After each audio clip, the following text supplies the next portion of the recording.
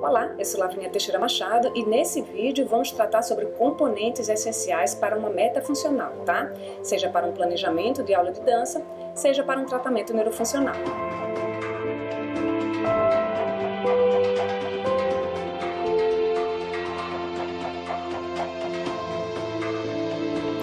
Desenvolver e aplicar um plano de aula ou protocolo de atendimento para a pessoa com deficiência requer uma série de tomada de decisões. Vários questionamentos podem surgir, como por exemplo, qual o modo mais apropriado de receber um aluno com deficiência? Como devo examiná-lo? Quanto tempo devo passar documentando a habilidade funcional e de como os comprometimentos fundamentais levam às disfunções presentes? Qual critério devo usar? Quais os problemas prioritários? Como estabelecer objetivos realistas? Qual a melhor abordagem ou qual o modo mais eficiente para estruturar a minha aula, para estruturar a minha sessão, para estruturar o meu encontro? Então, esses questionamentos, eles refletem uma necessidade essencial de se pensar numa estruturação lógica e execuível que pode nos auxiliar nas tomadas de decisões. Para estruturar um plano de ensino coeso e compreensível, nós precisamos nos ater a pontos substanciais referentes às particularidades individuais e nas particularidades coletivas, quando se desenvolvem atividades em grupo. O nosso propósito aqui é refletir sobre elementos que contribuem para o desenvolvimento da funcionalidade e com foco primordial no bem-estar daquela ou daquele que está sob os nossos cuidados. A fisioterapia neurofuncional, ela destaca o conceito da abordagem orientada à tarefa quando estamos tratando pessoas com disfunções do movimento. Partindo dessa proposição, torna-se mister estruturar uma aula e todo o plano de ensino em cima dessa abordagem, ou seja, com intencionalidade, com propósito e com objetivos claros. Vou destacar aqui 5 pontos fundamentais para direcionar um objetivo funcional e execuível com foco no indivíduo, tá bom? Então, o primeiro ponto é quem? Então, quem vai executar a atividade? Quem é esse aluno? Qual a idade dele ou dela? Qual o sexo? Quais os gostos? Que tipo de música gosta de ouvir? Segundo ponto é quais atividades serão propostas? De preferência, que sejam tarefas funcionais com comandos simples e compreensíveis, a depender da condição da pessoa, que seria o terceiro ponto, que é condição de saúde, condição social, condição econômica. O quarto ponto é a graduação, fazer uma prospecção de níveis de dificuldade no decorrer das aulas e sessões, com estimativas de desenvolvimento funcional. Tá? E aí, como acontecerão as intervenções processuais? Aí entra o quinto ponto, que é o tempo.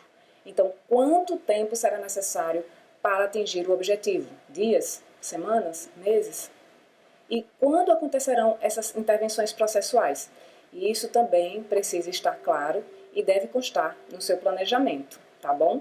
A Organização Mundial de Saúde, ela traz um modelo que salienta a funcionalidade mediante a percepção das limitações funcionais e das incapacidades com vistas à promoção da saúde.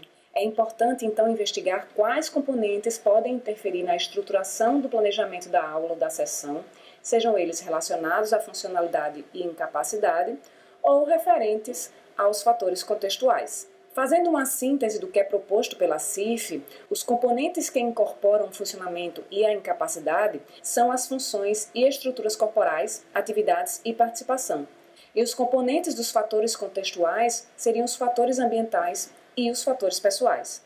Em relação aos domínios das funções e estruturas corporais, os construtos eles se baseiam nas mudanças das funções corporais, que são as fisiológicas, e das estruturas corporais, que são as anatômicas, tendo aí como aspecto positivo a integridade funcional e estrutural, que seria a funcionalidade, e como aspecto negativo o comprometimento, que seria a incapacidade.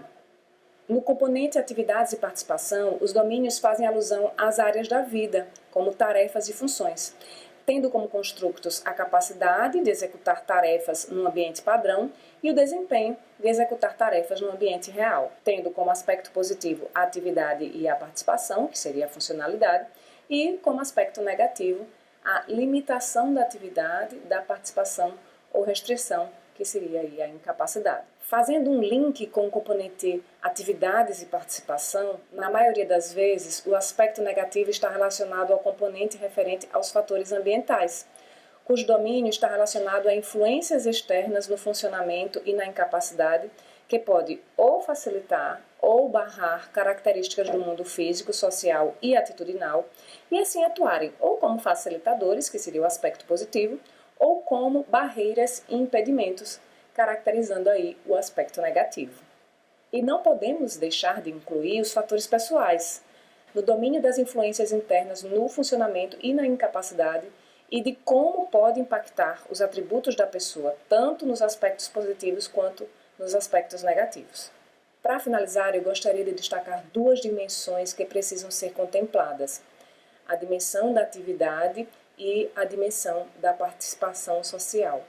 O contexto social ele é de fundamental importância para a promoção do bem-estar e para alcançar os objetivos propostos.